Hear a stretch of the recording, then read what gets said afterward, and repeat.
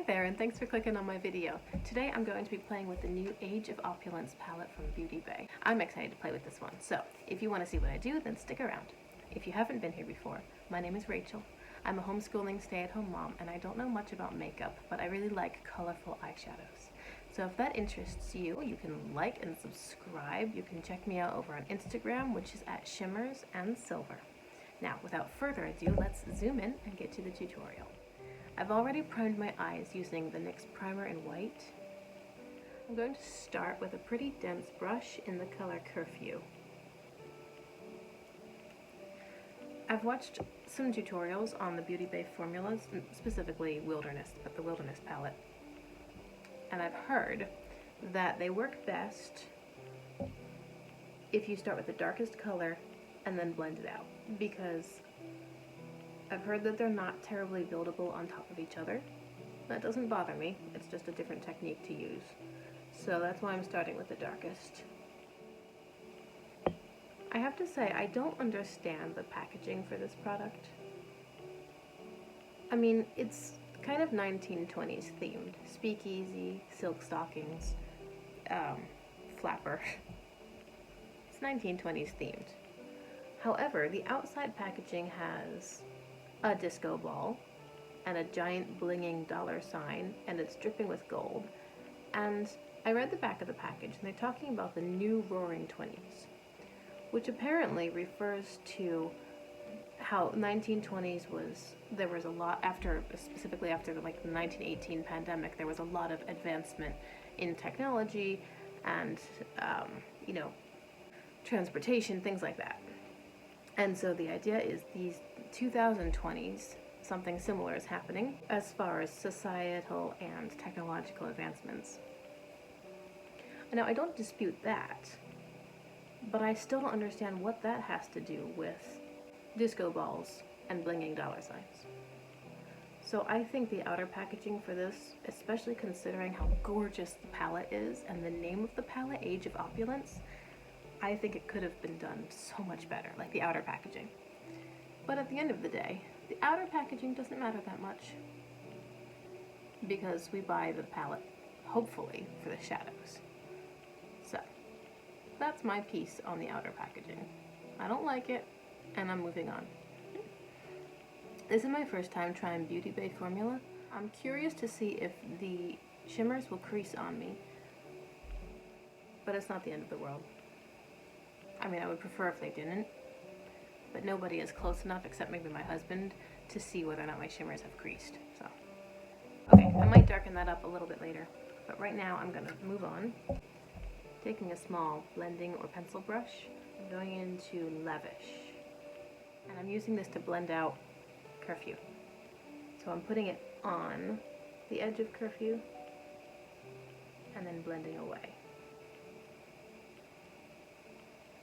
I watched a review of this palette from Angelica Nyqvist, I think. She's a blogger from Sweden. You probably know her. If you're watching my channel, you've probably seen hers. She's pretty great. And she was saying that this palette would be a wonderful complement to a pastel palette, because this palette is very deep and dark, doesn't really have many transition shades, and it doesn't have many light shades at all, so you could take any of these dark shadows and then blend them out with pastels from another palette, and it would be a really good match. She ended up using the Opal, which was BH Cosmetics' October Birthstone palette. There was a blue in that palette that she used to blend out these dark blues. So it's just something to keep in mind if you care. I've got a pinched little blending brush here. I'm going to use that to just soften these edges a bit.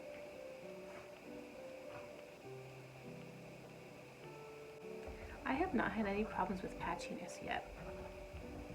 I'm slightly surprised, because these deep pigments often are patchy, but I'm not complaining. Now I'm taking a flat brush, and I'm going into this dark, this brown shimmer called Vintage. I'm going to try it dry, but I'll probably end up using it wet, depending on how it performs.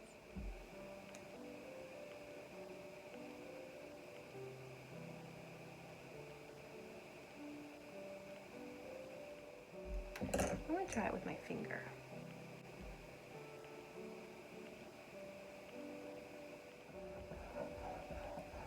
Alright, it performs about the same with both. This is a very creamy, sort of putty-like shimmer. I'm not used to using these, so I'm used to using ColourPop shimmers, which are a little softer. I don't know, they're different. But anyway, I have to play around and see the best way for me to apply this formula. It's pretty. Now using that other, fluffier pinched brush, I'm taking the color Prohibition, which is this one. I'm dipping in lightly, and I'm mixing that with Silk Stockings, which is this one, and blending the edges of the shimmer.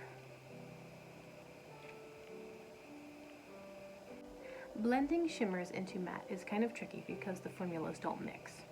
So, because I've got dark blue on my outer eye, I'm going to take the color Decadent on the same flat brush as before. And I'm just going to use this to blend in that shimmer bronze with the blue on the outside. So I've just got a little bit on my brush, putting Decadent on the blue. And then the seam line of the two, and just going back and forth.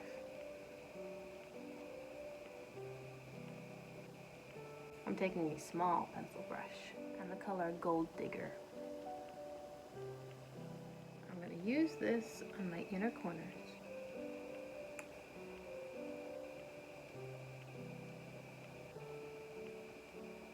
Blending out towards the bronze shimmer.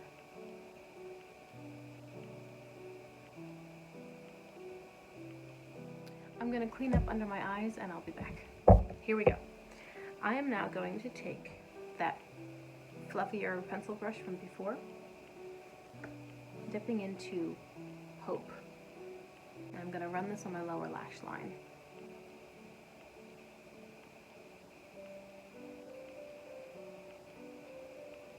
Okay, now I'm taking a flat brush and dipping into this sparkly blue, which is called Revival.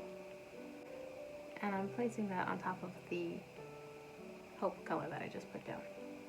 And that I'm going to bring to the inner corner.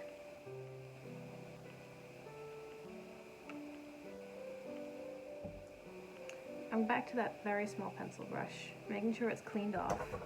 I'm going to dip into Champagne. And I'll put that as like an inner corner highlight.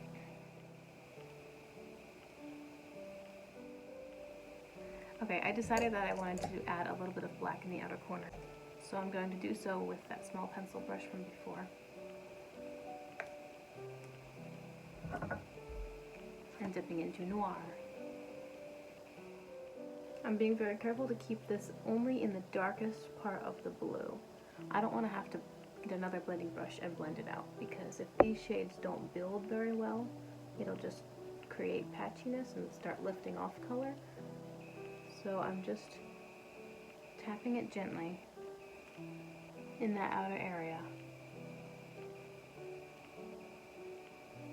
where the blue is darkest. I'm going to do something which I don't usually do, and I'm going to use a white eyeliner on my waterline because I want to brighten it up a little bit.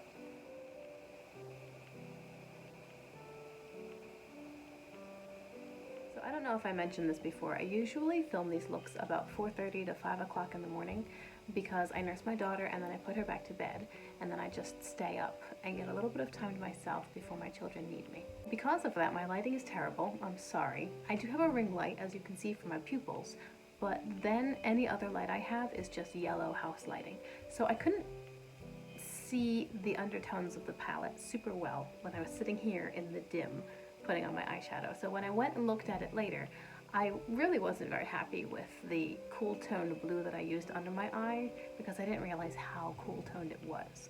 So I went back into the color Decadence, which was a shimmery dark blue, and I used that back on my lower waterline, just from the outer corners to about here, just to kind of cut that cool undertone and match it more with the rest of the eye. So I did make that change.